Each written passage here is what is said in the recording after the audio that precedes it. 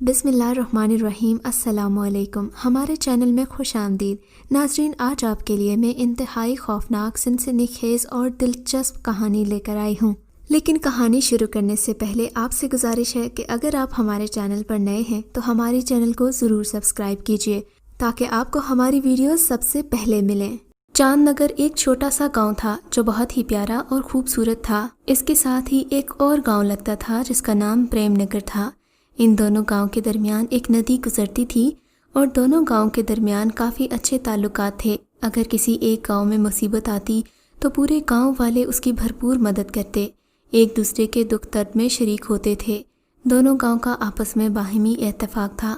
ان دونوں گاؤں کے سردار بھی نیک دل تھے اور ان دونوں سرداروں کے درمیان بھی باہمی اتفاق تھا۔ ان دونوں گاؤں کے لوگ بہت خوش تھے، ان کی بہت ساری زمینیں تھیں اور یہ ہل چلا کر اپنا گزر بسر کرتے تھے۔ چاند نگر گاؤں میں ایک لڑکا حامد رہتا تھا۔ حامد کا اس دنیا میں کوئی نہیں تھا، اسی لیے وہ چاند نگر کے سردار جس کا نام اشرف تھا اس کے ساتھ رہتا تھا۔ اشرف کا اس دنیا میں کوئی بیٹا نہیں تھا، اس لیے وہ حامد کو ہی اپنا بیٹا مانتا تھا۔ حامد بھی بہت سیدھا سادہ نوجوان تھا اور اسے دنیا کی رنگینیوں کے بارے میں کچھ بھی معلوم نہیں تھا۔ شکل و صورت کے لحاظ سے البتہ خوبصورت تھا۔ دوسری طرف پریم نگر میں ساحل نام کا ایک لڑکا تھا جو کہ پریم نگر گاؤں کے سردار کا بیٹا تھا۔ اس گاؤں کا سردار بہت امیر تھا۔ اس نے اپنے بیٹے ساحل کو پڑھائی کے لیے شہر بھیجا ہوا تھا۔ پڑھائی مکمل کرنے کے بعد بیٹا گاؤں واپس آ گیا تھا۔ ساحل کے کالج میں ثانیہ نام کی ایک لڑکی پڑھتی تھی۔ یہ لڑکی بہت خوبصورت تھی اور اسی وجہ سے ساحل اس کے حسن کا دیوانہ ہو گیا تھا۔ وہ اسے اپنے گھر لے آیا کیونکہ وہ اس سے شادی کرنا چاہتا تھا۔ سردار بھی اپنے بیٹے کی پسند کی عزت کرتا تھا، اس لیے اس نے ثانیہ کو بہو بنانے کا فیصلہ کر لیا کیونکہ ثانیہ کا بھی اس دنیا میں کوئی نہیں تھا۔ حامد اپنے کھیتوں میں کام کر رہا تھا کہ وہاں اشرف آ گیا۔ اسے حامد کو کام کرتا دیکھ کر بہت خوشی ہوئی۔ باپ اسے کام کرتا دیکھ کر واپس گھر چلا گیا کیونکہ اسے اطمینان ہو گیا تھا کہ اس کا بیٹا اس کی جگہ سنبھال سکتا ہے۔ باپ چلا گیا تو حامد دوبارہ کام کرنے لگا۔ اتنے میں حامد کو دور کھیتوں میں کوئی چیز دکھائی دی۔ پہلے تو اس نے سوچا ویسے ہی کچھ ہوگا یا میرا وہم ہوگا، پھر اس نے سوچا کہ قریب جا کر دیکھنے میں کیا حرج ہے۔ حامد اس کی طرف چل پڑا جس طرف وہ چیز پڑی ہوئی تھی۔ جب وہ اس کے بالکل قریب پہنچا تو ایک لڑکی بے ہوش ملی۔ اس لڑکی کے سر پر چوٹ لگی ہوئی تھی اور خون بہہ رہا تھا۔ حامد تو اس کو دیکھ کر ڈر گیا۔ وہ سوچنے لگا کہ اس لڑکی کو یہاں کون چھوڑ گیا ہے، یہ لڑکی آخر کون ہے اور یہاں پر اس طرح بے ہوش کیوں پڑی ہے۔ وہ سوچوں کی دنیا سے باہر نکلا اور لڑکی کو اٹھایا، پھر اپنے گھر کی طرف چل دیا۔ اشرف نے دور سے ہی حامد کو دیکھ لیا تھا کہ وہ لڑکی کو کندھے پر اٹھائے ہوئے چلا جا رہا تھا۔ وہ بھی اسی کی طرف ہو لیا اور کہا، بیٹا یہ لڑکی کون ہے اور اسے تم کہاں سے اٹھا کر لائے ہو؟ حامد نے کہا، ابا جان یہ لڑکی کھیتوں سے ملی ہے، وہاں اور کوئی بھی نہیں تھا، اسی لیے میں اسے گھر لے کر جا رہا ہوں۔ اس کی حالت دیکھیں، یہ پوری طرح زخمی ہے، نہ جانے سے کیا ہوا ہے۔ یہ کہتا ہوا وہ آگے چل دیا اور پھر دونوں گھر جا پہنچے۔ پریم نگر میں ثانیہ کے گم ہونے کی خبر پورے گاؤں میں پھیل گئی تھی۔ ثانیہ گھر میں موجود نہیں تھی اور نہ ہی کسی کو پتا تھا کہ وہ کہاں گئی ہے۔ رحیم کے گھر والے بہت ہی پریشان تھے، خاص طور پر ساحل ثانیہ کے گم ہونے کی وجہ سے بہت پریشان تھا۔ رحیم نے ساحل سے کہا، میں چاند نگر جا کر ثانیہ کو ڈھونڈتا ہوں، ہو سکتا ہے کہ وہ وہاں گئی ہو۔ ساحل نے رحمان سے کہا، میں بھی آپ کے ساتھ چلتا ہوں۔ ہاں ٹھیک ہے چلو۔ یوں وہ دونوں ہی گھر سے نکلے اور پھر چاند نگر گاؤں کی طرف چل دیے۔ چاند نگر پہنچ کر وہ سیدھے اشرف کے گھر پہنچے۔ اسے ثانیہ کے متعلق تمام بات بتائی تو انہوں نے وہ لڑکی دکھا دی جو انہیں کھیتوں سے ملی تھی۔ اس کو دیکھ کر تو ساحل حیران رہ گیا کہ آخر میری ثانیہ کو چوٹ کس طرح لگی، مگر ابھی تک تو حیرتیں اس کی اور منتظر تھیں۔ جو ہی لڑکی کو ہوش آیا وہ روتے ہوئے حامد سے لپٹ گئی، مجھے بچا لو اس سے۔ ساحل تو یہ دیکھ کر پریشان ہو گیا کہ اس کو کیا ہو گیا ہے، یہ مجھے دیکھ کر آخر کیوں ڈر گئی ہے۔ اس نے اسے بازو سے پکڑا مگر ثانیہ نے ایک جھٹکے سے اس کے ہاتھوں سے اپنا بازو چھڑا لیا۔ روتے ہوئے بولی، خدا کے لیے مجھے اس سے بچا لو۔ آخر پھر فیصلہ کیا گیا کہ جب تک ثانیہ ٹھیک نہیں ہو جاتی اس کو حامد کے گھر پر ہی رہنے دیا جائے۔ مگر 3 ماہ ایسے ہی بیت گئے۔ 3 ماہ بعد ساحل ثانیہ کی جدائی برداشت کرتا رہا مگر تب تک وہ حامد کے گھر والوں کے ساتھ گھل مل چکی تھی۔ 3 مہینے کے بعد جب ساحل آیا تو ثانیہ نے ایک بار پھر اسے پہچاننے سے انکار کر دیا۔ یہی نہیں، اس نے اس کے منہ پر ایک زوردار تھپڑ بھی مار دیا۔ ساحل نے ایک بار پھر ثانیہ کو بازو سے پکڑنے کی کوشش کی تو ثانیہ نے اس کو پہچاننے سے ہی انکار کر دیا۔ اپنی بے عزتی کروا کر ساحل ان کے گھر سے نکل گیا تھا۔ اسے سمجھ میں نہیں آتا تھا کہ وہ کیا کرے۔ اس کی آنکھوں میں بس آنسو تھے۔ وہ چلتا ہی رہا یہاں تک کہ دوپہر سے شام اور شام سے رات ہو گئی، مگر وہ ثانیہ کی یادوں سے اس وقت باہر آیا جب اس کے کندھے پر کسی نے ہاتھ رکھا اور اس کی آواز سنائی دی، ساحل۔ اپنا نام کسی کی زبان سے سن کر وہ چونک اٹھا۔ وہ مڑ کر دیکھتا ہے تو سامنے ایک خوبصورت دوشیزہ کھڑی تھی۔ وہ حیران تھا کہ اتنی خوبصورت لڑکی اکیلی جنگل میں کیا کر رہی ہے۔ چاند کی روشنی ہر طرف پھیلی ہوئی تھی۔ اس لڑکی کا خوبصورت چہرہ واضح دکھائی دے رہا تھا۔ تم کون ہو اور کہاں سے آئی ہو؟ اس وقت یہاں کیا کر رہی ہو؟ اس نے ایک دم سے کئی سوال کر دیے تھے۔ وہ مسکراتے ہوئے بولی، میرا نام نور بانو ہے۔ میں اپنے ساتھیوں کے ساتھ یہاں سے گزر رہی تھی۔ نہ جانے میرے تمام ساتھی کہاں چلے گئے۔ میں انہیں ڈھونڈ رہی تھی کہ مجھے تم دکھائی دیے۔ لیکن تم اپنے بارے میں بتاؤ، تم کون ہو اور یہاں کیا کر رہے ہو؟ میرا نام ساحل ہے۔ میرا محبوب، میرا پیار مجھ سے روٹھ گیا ہے۔ میں اس کی یادوں میں کھویا ہوا یہاں چلا آیا اور مجھے پتہ بھی نہیں چلا کہ کب شام سے رات ہو گئی اور رات کا اندھیرا چھا گیا۔ بس یہیں پر بھٹک رہا ہوں۔ میں ایک عورت ذات ہوں۔ مجھے تو پہلے ہی اس جنگل سے خوف آ رہا تھا، اور اب تم بھی اگر چلے گئے تو ہو سکتا ہے کہ خوف سے میں مر جاؤں۔ کیا تم اس وقت میرا ساتھ دو گے؟ جب تک میرے ساتھی مل جائیں گے تو تم واپس چلے جانا۔ لڑکی کی باتیں سن کر وہ چپ ہو گیا۔ کہتی تو تم ٹھیک ہو، اس گھنونے جنگل میں رات کی اس تاریکی میں تم ان کو کہاں تلاش کرو گی؟ چلو میں تمہارا ساتھ دیتا ہوں، تمہاری مدد کرتا ہوں۔ اتنا کہہ کر وہ اس کے ساتھ چل دیا۔ وہ بھی اس کے ساتھیوں کو تلاش کرنے لگا۔ چلتے چلتے ساحل بولا، آخر تم آئی کہاں سے ہو اور یہاں تک کیسے پہنچی؟ میں ایک کالج میں پڑھتی ہوں اور ہم ساتھیوں کا پروگرام تھا کہ جنگل کی سیر کو چلیں گے، سو ہم لوگ یہاں آ گئے اور ایک کیمپ لگا لیا۔ میں تھکی ہوئی تھی، کیمپ میں سو گئی۔ اب جب اٹھی تو میں بالکل اکیلی تھی۔ نہ جانے میرے دوست کہاں چلے گئے، سو میں ان کی تلاش میں نکل پڑی، اور اب یہ بھی بھول گئی ہوں کہ میرا کیمپ کس طرف لگا ہوا ہے۔ میں جنگل میں ان کو تلاش کرتے کرتے یہاں تک آ گئی ہوں۔ لڑکی نے مختصراً اپنی کہانی سنائی تو ساحل کو اس سے ہمدردی سی ہو گئی۔ تھوڑی دیر چلنے کے بعد وہ لڑکی تھک گئی اور ایک تنے کے ساتھ ٹیک لگا کر بیٹھ گئی۔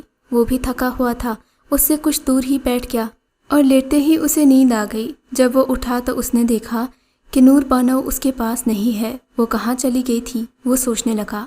اس نے ادھر ادھر دیکھا لیکن اس کو وہ کہیں دکھائی نہ دی۔ اس نے اس کو آوازیں لگائی مگر نور بانو نے نہیں ملنا تھا، سو وہ نہ ملی۔ لہٰذا وہ اٹھ کر ایک طرف چل دیا۔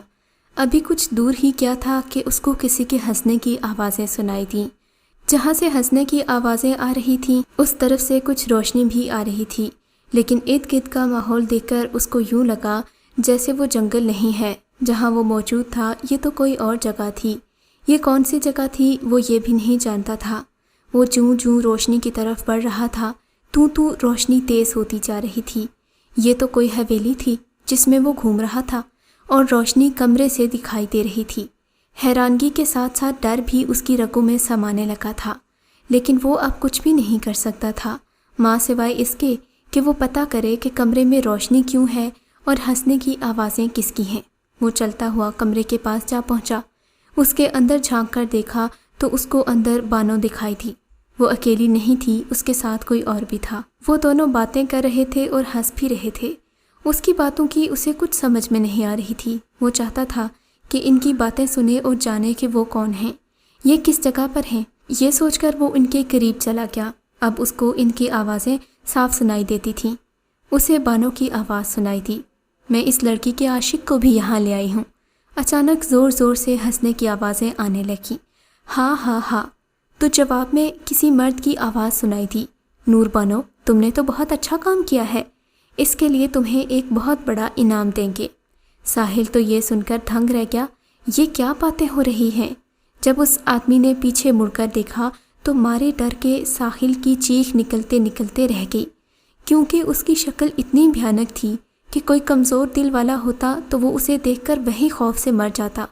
اس کی شکل اتنی بھیانک تھی کہ اس کی بھویں بڑی بڑی، آنکھوں سے آگ کے شعلے نکل رہے تھے۔ زبان 2 شاخہ باہر کو لٹک رہی تھی اور خون اس کی زبان سے ٹپک رہا تھا جیسے ابھی ابھی کسی کا خون پی کر آیا ہو۔ پورے جسم کے ساتھ بچھو اور کئی دوسرے قسم کے حشرات الارض چپکے ہوئے تھے۔ غرض اس کا حلیہ بہت ہی بھیانک تھا۔ نور بانو، جیسا کہ ہم نے اس کی محبوبہ کے ساتھ کیا کہ اب وہ اسے پہچاننے سے بھی انکار کر رہی ہے، اب ہم اس کا بھی یہی حال کریں گے، اور پھر اس طرح ممکن ہے کہ ہم پورے پریم نگر اور چاند نگر کو اپنا شکار بنا لیں۔ اس جن نے کہا، اچھا اب تم جاؤ اور جا کر دیکھو کہ نور بانو کو ہوش آیا ہے یا نہیں۔ جو حکم بادشاہ سلامت، میں جا کر دیکھتی ہوں۔ اور پھر نور بانو دروازے کی طرف چل دی۔ ادھر باہر ساحل جو یہ باتیں سن کر دھنگ کھڑا تھا، اس کو ابھی بھی کچھ ہوش نہیں تھا کہ وہ کہاں ہے اور اس کے ساتھ کیا ہو رہا ہے۔ وہ بت پنا کھڑا تھا کہ نور بانو اسے دروازے کے پاس کھڑا دیکھ کر حیران رہ گئی۔ اس سے پہلے کہ وہ کچھ بولتا، یہ اسے اندر کی جانب زبردستی دھکیلتی ہوئی لے گئی۔ وہ بہت ڈرا ہوا تھا کیونکہ اب نور بانو کی شکل بھی دیکھتے ہی دیکھتے ایک بھیانک چڑیل کا روپ اختیار کر گئی تھی۔ یہ دیکھ کر ساحل کا دل بند ہونے لگا۔ اس نے بھاگنے کی کوشش کی مگر اب بھاگا نہیں کیا کیونکہ اس کے پاؤں منو بھاری ہو گئے تھے۔ اچانک اس جن نے کہا، دیکھ لڑکے، ہم نے تیری محبوبہ کے ساتھ برا سلوک کیا ہے، وہ تجھے پہچاننے سے انکار کر رہی ہے، اب تیری باری ہے اور اس طرح ہم تمہارے گاؤں کو بھی برباد کر دیں گے۔ یہ سن کر ساحل کی تو آنکھوں میں خون اتر آیا۔ وہ اس جن کو مارنے کے لیے آگے بڑھا مگر اسے خود ایک زوردار تھپڑ پڑا جس سے اس کے ہوش اڑ گئے۔ تھپڑ مارنے والا کوئی اور نہیں، نور بانو تھی۔ تھپڑ پڑتے ہی وہ بے ہوش ہو گیا۔ ہوش آیا تو وہ ایک چھوٹی سی جھونپڑی میں تھا۔ سر پر چوٹ لگنے کی وجہ سے اسے کچھ بھی تو یاد نہیں رہا تھا۔ اس کے ساتھ کیا کیا ہوتا رہا۔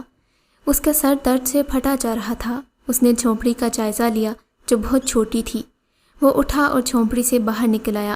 جھونپڑی سے باہر ایک چارپائی بچھی ہوئی تھی، اس پر ایک بزرگ بابا تشریف فرما تھے۔ بہت ہی نورانی صورت والے تھے، داڑھی کے بال سفید تھے، ہاتھ میں تسبیح لیے ہوئے وہ وت کر رہے تھے۔ ساحل ان کے نزدیک گیا اور بابا سے کہا، آپ کون ہیں؟ بابا نے آنکھیں کھول لیں۔ بیٹا تمہیں ہوش آ گیا؟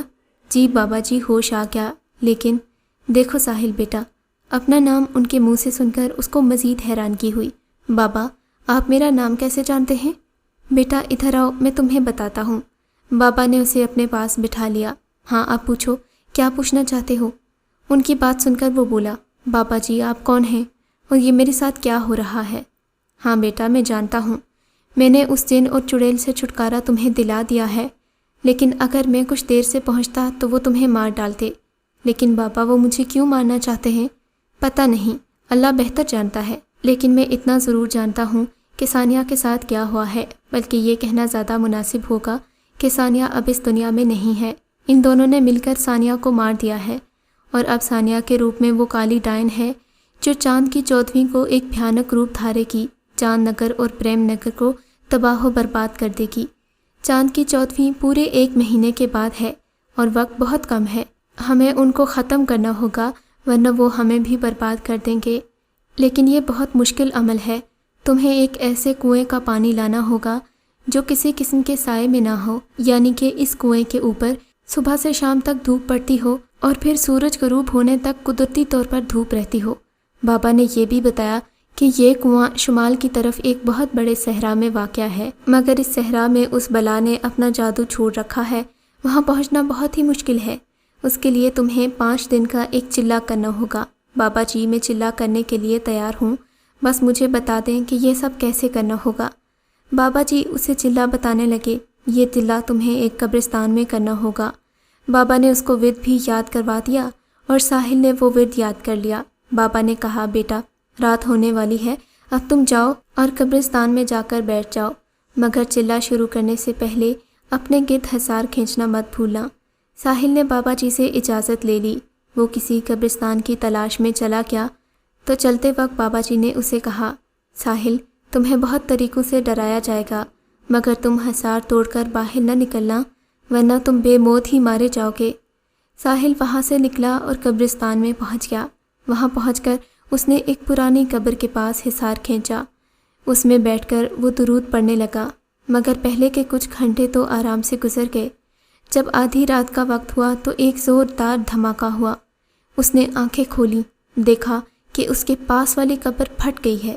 اس کے اندر سے سرخ رنگ کا لاوا نکلنے لگا ہے اور اس کی طرف بہنے لگا ہے۔ ساحل یہ دیکھ کر ڈر گیا، مگر پھر اس نے ہمت پیدا کر کے اپنا ورد جاری رکھا۔ خدا خدا کر کے وہ رات بھی گزر گئی تھی۔ وہ فجر کی نماز کے بعد واپس اپنی جھونپڑی میں چلا گیا۔ اندر بابا جی عبادت میں مصروف تھے۔ ساحل وہاں سے باہر آیا اور باہر بچھی ہوئی چارپائی پر لیٹ گیا۔ اسے پتہ ہی نہ چلا کہ کب اس کی آنکھ لگی اور وہ کب سو گیا۔ چاند نگر سے اب ہر روز ایک لڑکی غائب ہو جاتی تھی۔ کسی کی سمجھ میں نہیں آ رہا تھا کہ یہ کیا موجہ ہے۔ چاند نگر کے لوگ بہت ہی پریشان تھے۔ یہ بات دوسرے گاؤں والوں کو بھی پتہ چلی، وہ بھی پریشان ہو گئے۔ ادھر رحیم الگ پریشان تھا کہ اس کا بیٹا پتہ نہیں کہاں چلا گیا۔ ساحل کی ماں اس کی جدائی میں رو رو کر الگ پریشان تھی، مگر ثانیہ کے روپ میں وہ بلا بہت خوش تھی۔ کسی کو کیا پتہ تھا کہ اب ثانیہ کے روپ میں کوئی اور ہے۔ ساحل کی آنکھ اس وقت کھلی جب اس کو کوئی پکار رہا تھا۔ اس نے آنکھیں کھولیں تو سامنے بابا جی کھڑے تھے۔ بابا جی کو دیکھ کر ساحل چونک کر اٹھا۔ اس نے ادھر ادھر دیکھا تو شام کا وقت تھا۔ بابا جی نے ساحل سے کہا، بیٹا تم چونک کیوں گئے؟ تمہارے چلے کا ٹائم نزدیک آ رہا ہے۔ تمہیں اس لیے اٹھایا ہے کہ اب تم یہ کھانا کھا لو اور چلے کے لیے تیار ہو جاؤ۔ ساحل نے کھانے کی ٹرے بابا جی کے ہاتھوں سے لے لی اور کھانا کھانے لگا۔ اس نے کل رات سے کچھ بھی نہیں کھایا تھا۔ کھانے سے فارغ ہو کر وہ کل والی جگہ پر چلا گیا اور چلنا شروع کر دیا۔ ابھی کچھ دیر ہی گزری تھی کہ بہت ہی بھیانک شکل والی چڑیل اس کے پاس آ گئی، اسے دھمکیاں دینے لگی، مگر ساحل نے اس کی کوئی پرواہ نہیں کی۔ مگر محبت انسان کی کمزوری ہے۔ اچانک اسے لگا جیسے کہ ثانیہ اسے پکار رہی ہے اور کوئی اسے مار رہا ہے۔ یہ دیکھتے ہی وہ حصار سے باہر نکل آیا، مگر پھر ثانیہ ایک بد شکل چڑیل بن گئی تھی۔ ساحل یہ دیکھ کر ڈر گیا، مگر اب کیا ہو سکتا تھا؟ جن اور چڑیل نے ساحل کو پکڑ لیا، تڑپا تڑپا کر مار دیا۔ ادھر بابا جی کو علم ہوا تو ان کا غم سے برا حال ہو گیا تھا۔ وہ بہت پریشان ہوئے تھے، انہیں غصہ آنے لگا۔ اپنے علم کے ذریعے انہیں معلوم ہو گیا تھا کہ اب ان کا دیا ہوا عمل ایک ہی لڑکا کر سکتا ہے اور وہ ہے حامد۔ بابا جی اگلے صبح ہی حامد کے گاؤں پہنچ گئے۔ حامد اور اس کے باپ کو سارا قصہ سنایا اور پھر اسے چلے کے لیے تیار کر لیا، مگر بابا جی یہ دیکھ کر حیران ہی رہ گئے کہ ثانیہ ابھی تک حامد لوگوں کے گھر میں موجود تھی اور اس نے ان کی ساری باتیں بھی سن لی تھیں۔ بابا جی نے بھی اسے دیکھ لیا اور پہچان لیا۔ انہوں نے اس پر کچھ پڑھ کر پھونک ماری تو وہ چیخنے لگی، ان کے سامنے آ گئی۔ بابا جی نے حامد کو اس کی اصلیت سے آگاہ کیا اور اسے لے کر اپنی جھونپڑی میں چلے آئے۔ اس نے 5 دن کا چلہ بڑی آسانی سے مکمل کر لیا تھا۔ اب وہ اس کنویں سے پانی لینا چاہتا تھا، مگر کنویں کے پاس ہی ثانیہ کھڑی تھی، اسے دھمکیاں دے رہی تھی۔ اگر تمہیں اپنی جان پیاری ہے تو واپس چلے جاؤ، ورنہ میرے ہاتھ سے زندہ نہیں بچ پاؤ گے۔ اگر تم میں ہمت ہے تو میرا راستہ روک کر دکھاؤ، میں اس کنویں سے پانی لینے آیا ہوں اور لے کر ہی جاؤں گا۔ یہ سن کر اس نے حامد پر حملہ کر دیا، مگر جیسے ہی وہ حامد کے جسم سے ٹکرائی تو اس کو آگ لگ گئی، بری طرح چیخنے لگی، ادھر ادھر بھاگنے لگی۔ حامد کی نظریں اسی کی طرف تھیں۔ آگ نے سر سے پاؤں تک اس کو جلا کر رکھ دیا تھا۔ کچھ ہی دیر میں وہاں راکھ کا ایک ڈھیر پڑا ہوا تھا۔ حامد نے یہ سب کچھ دیکھا اور پھر آگے کی طرف چل دیا۔ ابھی کچھ دور ہی کیا تھا کہ اس کو سامنے سے ساحل آتا ہوا دکھائی دیا۔ اس کو دیکھتے ہی حامد چونک کر رہ گیا۔ ساحل اس کی طرف آ رہا تھا۔ ساحل تم اور یہاں؟ ہاں میں۔ اس بوڑھے نے مجھے دھوکے سے چلے کروائے تھے۔ جب میں چلے میں کامیاب ہو گیا تو بوڑھے نے اس ویرانے میں مجھے بھٹکنے کے لیے چھوڑ دیا۔ اب میں سارا دن ادھر ادھر بھٹکتا رہتا ہوں۔ میں چاہتا ہوں کہ مجھے آبادی مل جائے، مگر ایسا نہیں ہو رہا۔ گھوم پھر کر یہاں ہی آ جاتا ہوں۔ مجھے لگتا ہے کہ تم کو بھی میری طرح بوڑھا اپنے مقصد کے لیے یہاں بھیجتا ہے۔ وہ تم سے بھی یہاں سے پانی منگوانا چاہتا ہے اور پھر تم سے بھی چلے کروائے گا، اور میری طرح تم بھی یہی کچھ کرتے جاؤ گے۔ ہاں ایسا ہی ہے، بابا جی نے تو مجھے یہی کہا تھا۔ اسے لگ رہا تھا کہ ساحل سچ کہہ رہا ہے۔ اس کی باتیں وہ غور سے سر جھکا کر سن رہا تھا، مگر پھر جیسے ہی اس کی نظر ساحل کے پاؤں پر پڑی تو وہ کانپ سا گیا، کیونکہ اس کے پاؤں الٹے تھے، بالکل جن بھوتوں کی طرح۔ وہ سمجھ گیا کہ ساحل جھوٹ بول رہا ہے، یہ ساحل نہیں، اس کے روپ میں کوئی اور ہے۔ لیکن اس نے ساحل پر کچھ ظاہر نہ ہونے دیا۔ یار ساحل، میرے دوست تم مجھے مل گئے، میں تو تمہاری ہی تلاش میں یہاں آیا تھا۔ مجھے پتا تھا کہ یہ بابا جھوٹ بول رہا ہے، آؤ تم میرے گلے لگ جاؤ۔ یہ سن کر وہ حامد کی طرف بڑھنے لگا۔ ساحل کو کچھ بھی معلوم نہ تھا کہ حامد کے گلے میں لاکٹ ہے۔ جیسے ہی وہ حامد سے ٹکرایا، بجلی کی طرح اسے ایک شدید جھٹکا لگا۔ وہ دور جا گرا۔ دیکھتے ہی دیکھتے اس کو آگ لگ گئی۔ وہ حامد کے سامنے ہی تڑپنے لگا۔ تڑپتے تڑپتے وہیں ٹھنڈا ہو گیا۔ اس کا جسم بھی راکھ کا ایک ڈھیر بن گیا۔ وہ وہاں سے چل دیا اور حامد کنویں سے پانی بھرنے لگا۔ جیسے ہی اس نے پانی والی بوتل بھری، اس کے سامنے ایک دھماکہ ہوا اور پھر وہی کالی ڈائن اس کے سامنے آ گئی۔ اس نے آتے ہی حامد پر حملہ کر دیا، مگر پھر اس کے گلے میں لاکٹ ہونے کی وجہ سے اسے چھو بھی نہ سکی۔ اسے بابا جی کی بات یاد آ گئی۔ اس نے وہ پانی لیا اور اس کے منہ پر پھینک دیا۔ یوں لگتا تھا اس نے پانی نہ پھینکا ہو بلکہ تیزاب پھینک دیا ہو۔ چیختی چلاتی رہی۔ صحرا اس کی چیخوں سے گونج اٹھا۔ تھوڑی ہی دیر میں بابا جی ظاہر ہو گئے۔ بیٹا تمہیں مبارک ہو، تم نے اسے ختم کر دیا ہے۔ اب تمہارے گاؤں میں کوئی خطرہ نہیں ہے۔ آؤ اب یہاں سے چلتے ہیں۔ تم آنکھیں بند کرو، میں تمہیں تمہارے گاؤں پہنچا دیتا ہوں۔ حامد نے آنکھیں بند کیں تو اسے ایسے لگا جیسے ہوا اس کو لیے اڑ رہی ہے۔ کچھ ہی دیر میں وہ گاؤں جا پہنچے۔ آنکھیں کھولتے ہی اس کے سامنے وہ گاؤں تھا۔ حامد اور اس کے گھر والوں نے بابا جی کا شکریہ ادا کیا۔ سب کی آنکھوں میں خوشی کے آنسو تھے۔ آج اس واقعے کو 15 سال بیت گئے ہیں۔ اب تو یہ باتیں جھوٹ لگنے لگتی ہیں۔ کوئی یقین نہیں کرتا کہ ایسا بھی ہو سکتا ہے۔ چاند نگر کی وہ ندی سوکھ چکی ہے اور وہاں آبادی بن چکی ہے۔ اس گاؤں کا نام بھی تبدیل ہو چکا ہے۔ حامد کی شادی ہو چکی ہے۔ ایک دن وہ بازار میں کسی کام سے گیا تو اسے ایک آدمی ملا جو بالکل ساحل کی شکل و صورت کا تھا۔ حامد نہ چاہتے ہوئے بھی اس کے پاس گیا اور اسے اس کا نام پوچھا۔ اس نے اپنا نام ساحل بتایا، جسے دیکھ کر وہ دھنگ رہ گیا۔ وہ سوچوں میں ڈوب گیا۔ کافی دیر بعد جب وہ سوچوں کی دنیا سے باہر آیا تو اس کے سامنے کوئی نہیں تھا۔ حامد نے اس بارے میں کافی سوچا، مگر اس دن کے بعد سے ساحل نام کا آدمی اسے کہیں بھی نہیں ملا۔ خدا جانے یہ کیا معجزہ تھا۔ ساحل اور ثانیہ کہاں گئے یہ کسی کو نہیں معلوم۔ اگر آپ کو یہ کہانی اچھی لگی ہے تو اس ویڈیو کو لائک کیجیے اور اس طرح کی مزید ویڈیوز دیکھنے کے لیے ہمارے چینل کو سبسکرائب کیجیے۔ اور ہاں، اگر آپ کی کسی دوست، رشتہ دار یا بہن کے ساتھ خدا نہ کرے ایسا کوئی واقعہ پیش آیا ہے تو ہمیں کامنٹ سیکشن میں اس کے بارے میں ضرور بتائیے۔